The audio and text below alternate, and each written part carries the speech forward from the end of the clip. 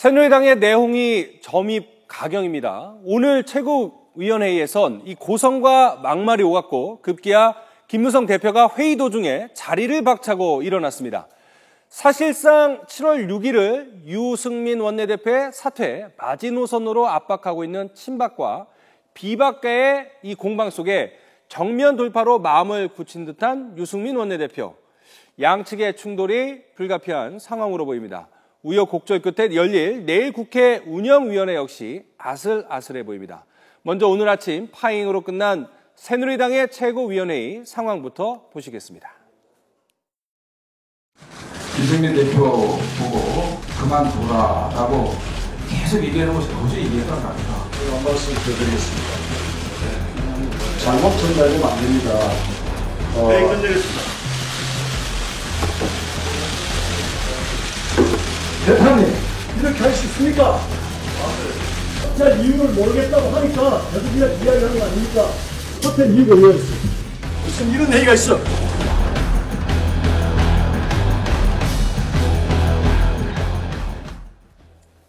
네, 전문가와 함께 자세히 짚어보도록 하겠습니다. 연세대학교 양승환 교수 그리고 용인대학교 최창렬 교수 두 분 나오셨습니다. 네, 어서 오십시오. 안녕하세요. 자, 김태호 최고위원이 자리를 박차고 나가는 김무성 대표에게 대표님 이러시면 됩니까? 라고 했는데 여당 최고위원회가 이런 식 모습 연출해도 되겠습니까?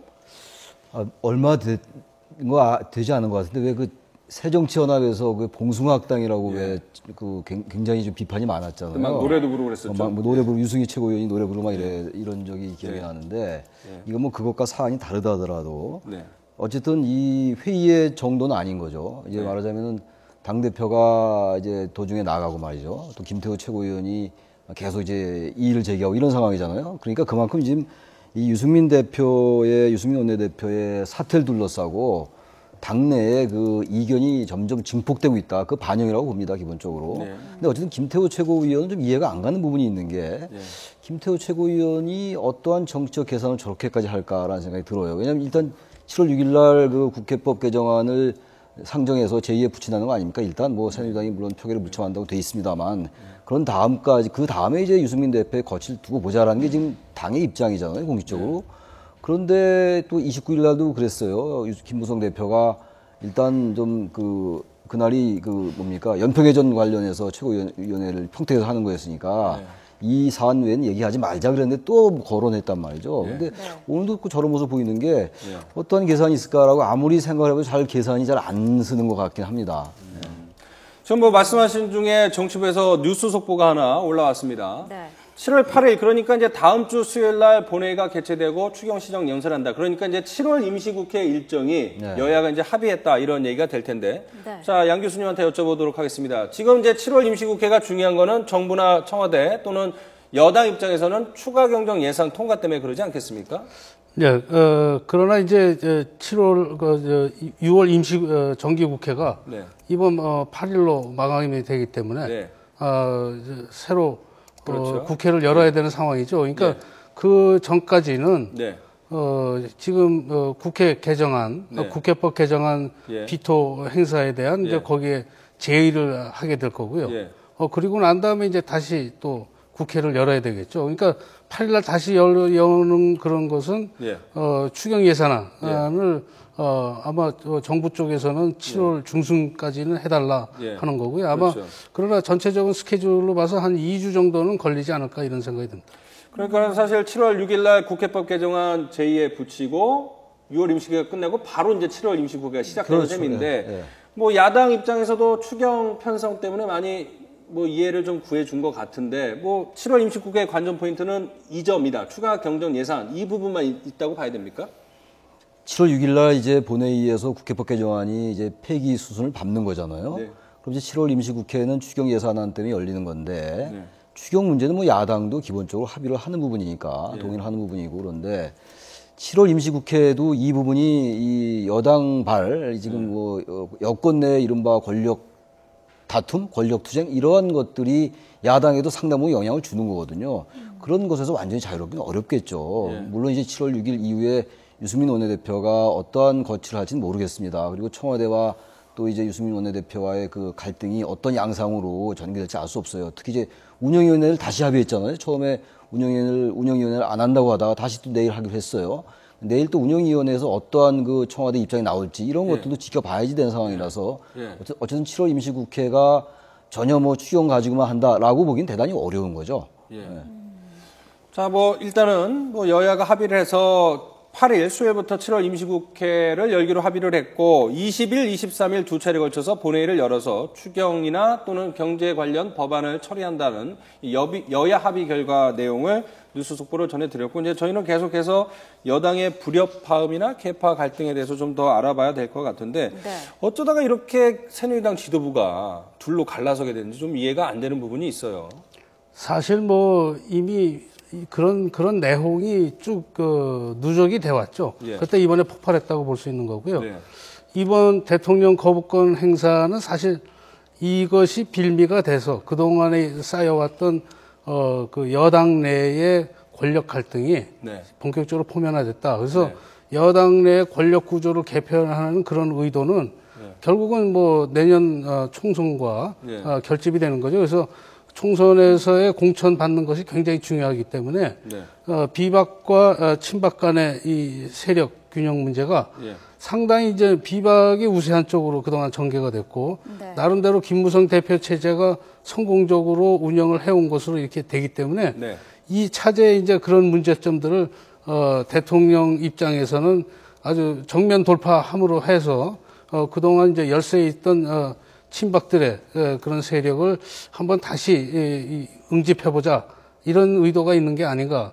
그러니까 말하자면 이건 정확하게 서로 간의 정치 생명과 관련된 그런 싸움이기 때문에 상당히 치열한 그런 양상을 보이라고 생각이 됩니다. 사실 지금 친박계가 유승민 원내대표에 대해서 그 명예퇴진 수순을 펼쳐놓고는 있는데 지금 유승민 원내대표는 받아들이지 않고 있는 거거든요. 어떤 계산이 깔려 있을까요? 그 명예퇴진이라는 것 자체가 저 성립하기 어려운 말이라고 봐요. 지금 유승민 대표가 6일날 이제 그 국회법 개정안 그 수순이 끝난 다음에 퇴진을 하는 것이 말하자면 유승민 원내대표로 하여금 명예로운 퇴진을 하게 하겠다라는 건데 유승민 원내대표는 명예퇴진 이런 거 자기는 모른다. 뭐 이런 이제 취지의 얘기를 하고 있는 거잖아요, 지금. 기본적으로 유승민 원내대표로서는 지금 자기가 왜 물러나야 되는지 본인이 자기 납득하기 어려운 것 같아요. 본인 입장에서 볼 때. 근데 어쨌든 정치라는 게 현실이기 때문에 지금 우리 양 교수님 말씀하신 것처럼 청와대의 그런 그 정치적 계산은 확고한 것 같거든요. 차제에 어쨌든 친박이 당을 주도해야 되겠다 이런 생각을 가지고 있는 것 같아요. 그것이 내년 총선과 총선의 공천권과 당연히 관련되는 것일 것이고 바로 그것의 대척점에 이제 김무성 대표가 주장하고 있는 오픈 프라이머리가 있는 거거든요.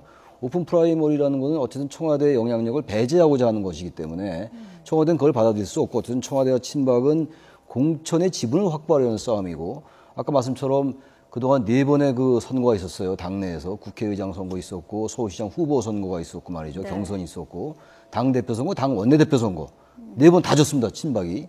바로 이러한 그 속내를 반영하는 거죠. 만약에 이런 식으로 계속 간다면 여권 내에서의 정부의 주도권을 완전히 상실한다는 위기감이 있는 것 같아요. 청와대에. 게다가 이제 집권 3년 차이기 때문에 레임덕이 더 가속화될 수 있을 것 같고 더구나 총선에서 만약에 비박의 약진이 두드러진다면은 그 이후에 레임덕 같은 것도 더 빨리 올 수가 있다. 이러한 정치적인 위기감 이런 것들이 거부권 정국과 맞물리면서 이렇게 여권의 파열음이 증폭되고 있다. 이렇게 우리가 봐야 되겠죠. 지난주 목요일날 국무회의 때 그 유승민 원내대표에게 박근혜 대통령이 사실상 이제 사퇴를 요구하지 않았습니까? 그리고 이제 뭐 일주일이 지났는데 그동안 수석비서관 회의도 있었고 했는데 박근혜 대통령이 정치 얘기는 전혀 안 하고 있거든요. 어떤 의도가 있다고 봐야 될까요? 본래 박근혜 대통령이 뭐 하나 지적을 하면요. 긴 말을 안 하죠. 근데 이번에는 뭐 써와가지고 아주 긴 말로 지적을 했고요. 그 다음에 두 번째, 세 번째는 별 말을 안 합니다. 그러니까 진행 과정을 지켜보면서 스스로의 그 판단했던 당초의 그런 계획, 이런 거를 밀고 가는 그런 리더십 스타일을 갖고 있죠. 그러니까, 지금 여기서 박근혜 대통령이 또 무슨 말을 하면은 오히려 더 붉어질 수 있다.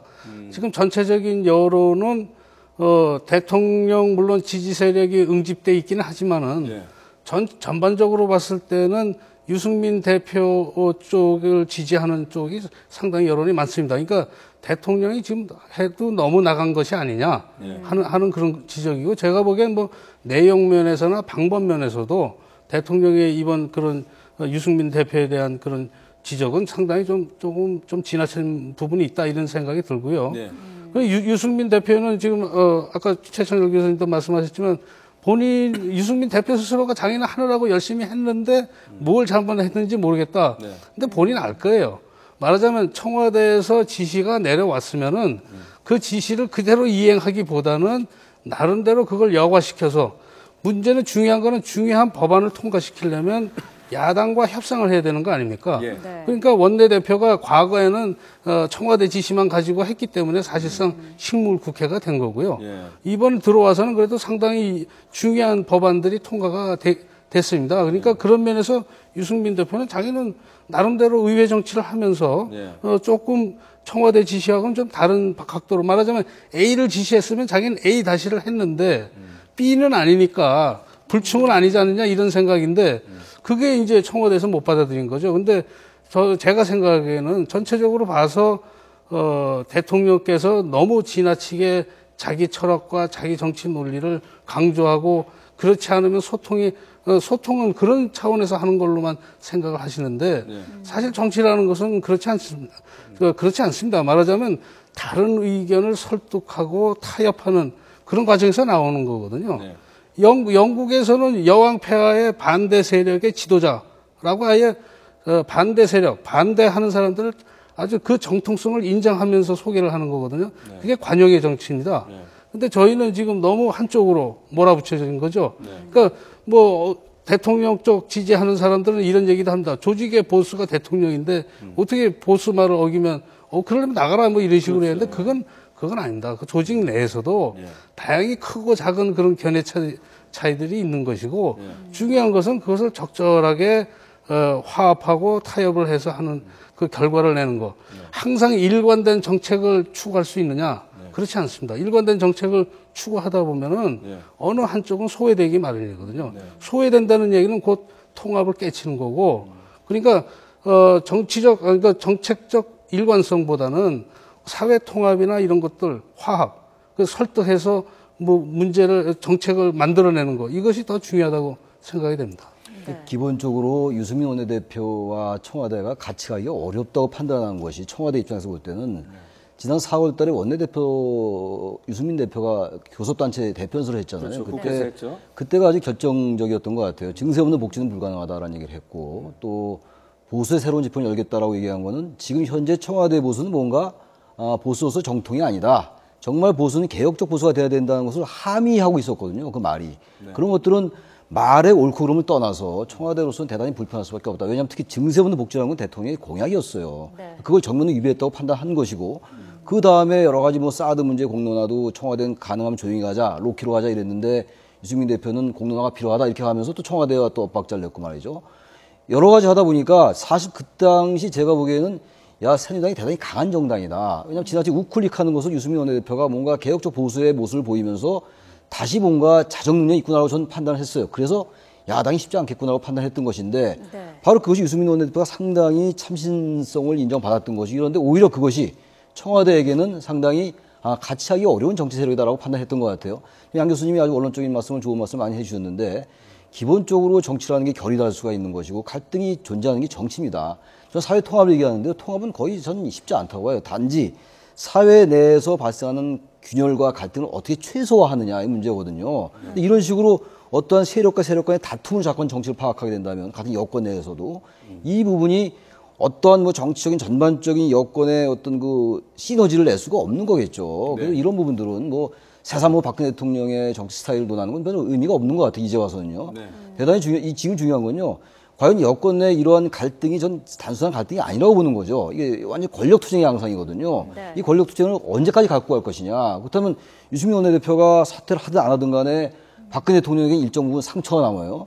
이 상처는 어떻게 보면 여권 전체 상처고 유승민 대표에게 말할 것도 없고 그래서 이제야말로 출구 전략을 너무 정치 원론적인 그 어법에 충실할 것이 아니라 어떻게 하면 다 상처를 최소화할 수 있냐를 모색해야 돼요. 이제 와서 자꾸 상대방을 비판해도 의미가 없는 것 같습니다, 지금. 어쨌든 그러나 분명한 것은 유승민 원내대표에게 명분이 있는 것 같아요, 지금은요. 대통령이 물러나라고 했던 것이 별로 설득력을 못 가지고 있습니다, 지금. 그 부분을 청와대가 분명히 인식할 필요가 있다, 이런 말씀을 드리고 싶습니다. 네. 유승민 원내대표는 당분간 물러날 뜻이 없다는 걸 계속 기자들에게 강조를 하고 있거든요. 청와대에게 압력을 느끼는 것도 없다라고 얘기했는데 최 교수님은 출구 전략을 말씀하셨는데 지금 눈에 보이는 출구 전략이 좀 보이십니까? 우선 뭐 친박 쪽에서는 7월 6일 날 그 예. 비토에 대한 제의를 할 때 그때를 이제 시점으로 잡는 것 같은데 예. 제가 가만히 이거 흘러가는 걸 보니까 그때가 아닌 것 같습니다.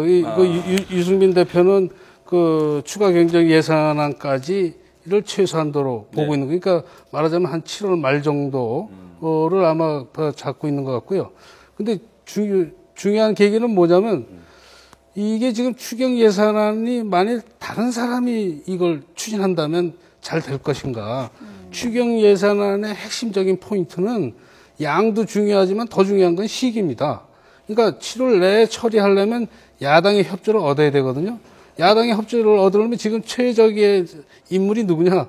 제가 보기엔 유승민 대표입니다. 그러니까 유승민 대표가 야당한테 호소해서 나름대로 야당은 또 유승민 대표의 명분을 살려주는 그런 입장에서 아마 하려고 할 거예요. 그렇다면 이제 7월 말까지 가는데 그 다음에 이제 그때 사표를 낼 것인가 현재로서는 불투명합니다. 그러나 계기가 아마 7월 말이 제일 좋은 계기가 될 거고요. 아마 무난하게 끝내려면 자진 사퇴가 좋은 것인데 그때가 제일 중요한 시기가 아닌가 이런 생각이 듭니다. 네, 사실 그 김무성 대표가 중간에서 조금 마음고생을 많이 하고 있다는 생각도 드는데 그 유시민 전 장관이 이번 사태의 가장 큰 패자는 김무성 대표다라고 했거든요. 이 부분은 어떻게 생각하십니까?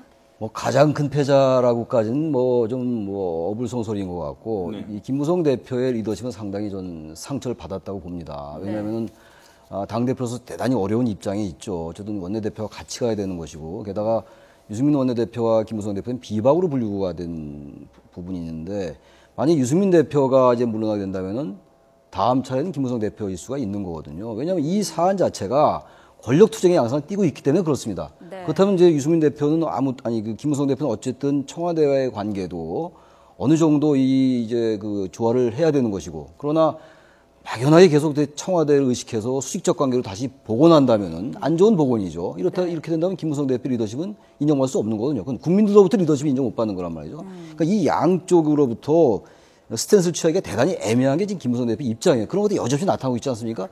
운영위 회의 같은 경우도 김무성 대표가 취소시켰다. 근데 그 유승민 원내대표가 몰랐다는 거잖아요. 그런 것들도 사실은 김무성 대표는 당대표로서 온당한 태도는 아닌 거죠. 왜냐하면 유승민 원내대표가 운영위원장인데 운영위원장이 모르게 취소시킨다. 그건 원내 사령탑의 입장이에요. 원내 사령탑 소관인데 그걸 당대표가 취소했다는 것도 맞지 않고 그리고 다시 운영이 또 내일 또 하기로 했고 이런 전반적인 것들이 왜 그러냐. 김무성 대표는 청와대와 당과의 관계 그 청와대와 보다 구체적으로 말하면 대통령과 유승민 사이에서 어떠한 스탠스를 취하냐 대단히 난해한 거예요. 지금 김무성 대표는.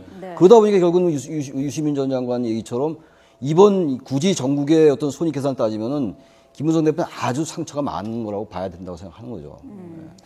그러니까 김무성 대표가 두각을 나타내려면 이 사안을 잘 마무리를 지어야 되는데. 그렇죠. 예. 근데 지금 일단 첫 번째 요구 조건이었던 유승민 원내대표 사퇴가 이루어지지 않으면서 가장 난처한 입장인 것은 분명해 보이는데요. 자, 내일 이제 국회 운영위원회가 열리지 않습니까? 운영위원장이 이제 유승민 원내대표이고 또 비서실장, 청와대 비서실장이 참석을 할 텐데 아무래도 야당이 이번 당청 갈등에 대해서 좀 공세를 취하지 않겠습니까? 선거법 위반이다 이런 주장도 하고 있고 네, 상황이죠. 당연히 우선 이제 여러 가지 차원에서 야당의 공세가 이루어지려고 봅니다. 그러니까 특히 대통령이 국민들이 심판을 해라 선거법 위반 가능성이 있는 그런 발언을 했기 때문에 거기에 대해서 아마 굉장히 민감하게 할 것이고요.